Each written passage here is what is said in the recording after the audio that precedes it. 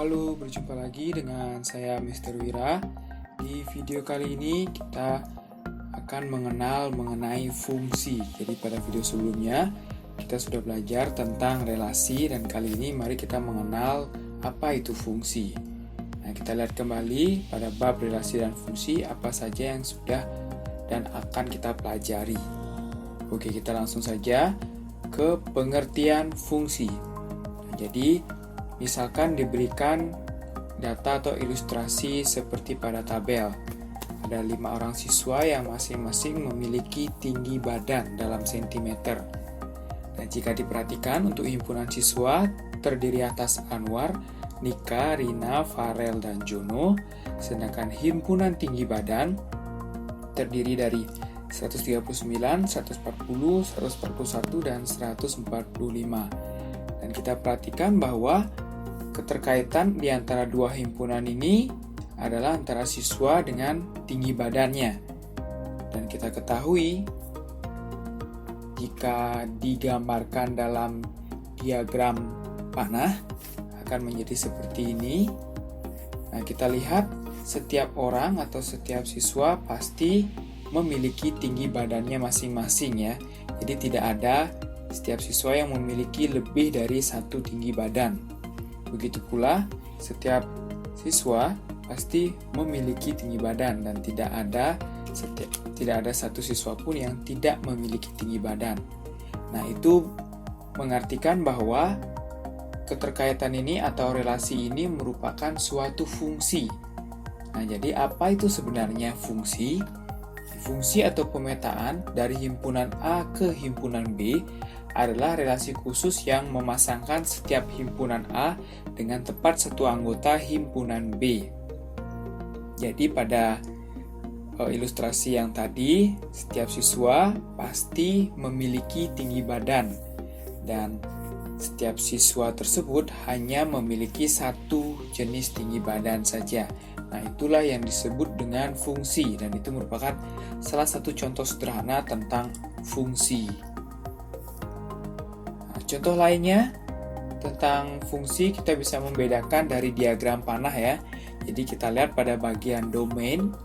Jadi setiap anggota domain tersebut harus memiliki pasangan, tepat satu pasangan saja. Sehingga yang bisa kita katakan fungsi pada ketiga jenis diagram panah ini yaitu yang A kita bisa sebut dengan fungsi karena setiap domainnya, setiap anggota di himpunan P tersebut memiliki pasangan atau dipasangkan ke anggota di himpunan Q. Begitu pula yang B tersebut juga merupakan fungsi karena di bagian domain juga dipasangkan satu-satu ya. Jadi tidak ada yang tidak punya pasangan dan tidak ada yang lebih dari satu. Sedangkan diagram panah yang C bukan merupakan fungsi. Karena pada himpunan B untuk anggota A tersebut dia memiliki lebih dari satu pasangan. Sedangkan anggota B dan C tidak memiliki pasangan sama sekali di Q. Nah, itu yang membedakan mana yang termasuk fungsi, mana yang bukan. Oke, kita lihat contoh berikutnya.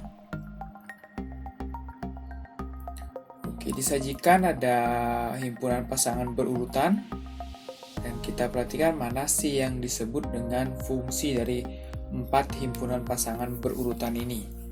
Nah, jika kita perhatikan, kita harus perhatikan yang di anggota yang bagian kiri ya. Jadi jika anggota yang bagian kiri hanya disebutkan sekali, maka bisa kita katakan bahwa himpunan pasangan berurutan tersebut merupakan suatu fungsi. Untuk yang nomor 1 merupakan fungsi, karena himpunan pada atau anggota domain disebutkan hanya sekali ya, 1, 2, 3, 4. Untuk yang nomor 2 bukan fungsi, karena pada anggota domain ada yang disebutkan 2 kali ya. Angka 2 disebutkan 2 kali. Jadi nomor 2 ini bukan merupakan fungsi. Begitu pula yang ketiga bukan fungsi, karena angka 3 disebutkan 2 kali di anggota domain ya. Dan yang terakhir disebut dengan fungsi, karena untuk anggota domainnya masing-masing hanya disebutkan sekali atau masing-masing memiliki satu pasangan saja.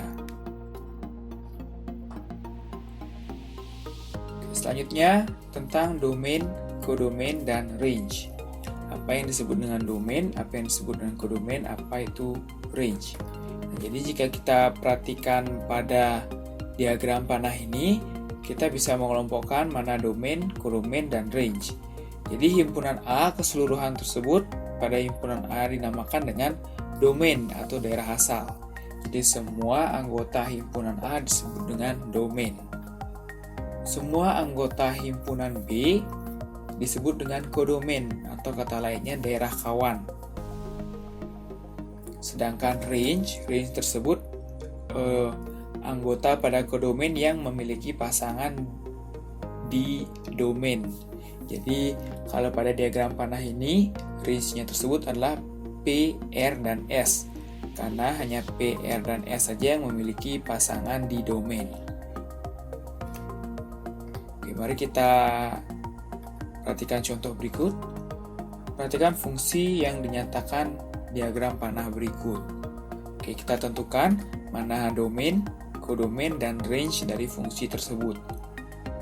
Nah, jika kita lihat untuk domain, sudah pasti semua himpunan K ya, semua anggota pada himpunan K.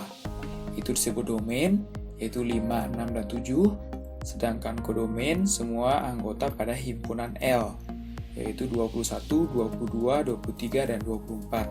Sedangkan range, kita lihat pada himpunan L yang mendapat pasangan di himpunan K, yaitu hanya 21 dan 22 saja. Oke, menentukan bagaimana cara menentukan banyaknya fungsi atau pemetaan. Nah, jadi misalkan jika banyaknya anggota himpunan P yaitu NP dan banyak anggota himpunan Q yaitu NQ, nah, maka banyak pemetaan dari P ke Q adalah banyak anggota himpunan Q pangkat banyak anggota himpunan P. Sedangkan kebalikannya, banyak pemetaan dari Q ke P adalah banyak anggota himpunan P pangkat banyak anggota himpunan Q. Oke, kita perjelas dengan contoh soal. Misalkan ada himpunan P yang beranggotakan 2 anggota, sedangkan himpunan Q yang anggotanya hanya 1, hanya ada sebanyak 1, sehingga banyak pemetaan atau banyak fungsi yang bisa dibentuk, yaitu banyak anggota Q pangkat banyak anggota P, yaitu 1 pangkat 2 sama dengan 1.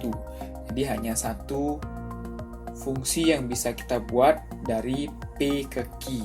Jika digambarkan dalam diagram panah akan menjadi seperti ini. Hanya ada 1 kemungkinan saja yang bisa kita buat untuk fungsi dari P ke Q. Oke, contoh berikutnya. Misalnya, himpunan P anggotanya A dan B, dan himpunan Q anggotanya 7.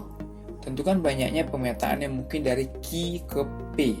Jadi berapa banyak fungsi yang bisa kita buat dari Q ke P. Kita tentukan dulu banyak himpunan P yaitu 2, banyak himpunan Q yaitu 1, sehingga banyak pemetaan dari Q ke P adalah banyak anggota P pangkat banyak anggota Q, yaitu 2 pangkat 1 sama dengan 2. Jadi apa saja fungsi yang bisa kita buat dari Q ke P ini? Nah, seperti ini ya. Ada 2 kemungkinan yang bisa kita buat. Yang pertama, 7 dipasangkan dengan A. Kemungkinan yang kedua, 7 dipasangkan dengan B. Oke, contoh selanjutnya. Diketahui himpunan K yaitu 1, 2, dan 3, dan himpunan L yaitu 10 dan 20, tentukan banyaknya pemetaan yang mungkin dari K ke L. Kita tentukan dulu banyak anggota K dan L ya. Banyak anggota K yaitu 3 dan banyak anggota L yaitu 2. Sehingga banyak pemetaan dari K ke L yaitu banyak anggota L pangkat banyak anggota K. Sama dengan 2 pangkat 3 sama dengan 8. Jadi ada 8 kemungkinan yang bisa kita buat dari K ke L untuk fungsinya ya. Jadi jika digambarkan semua kemungkinannya akan menjadi seperti ini. Ada 8 jenis kemungkinan fungsi yang bisa dibuat. Oke, untuk menguji pemahaman kalian, silakan kalian coba 2 soal berikut mengenai fungsi.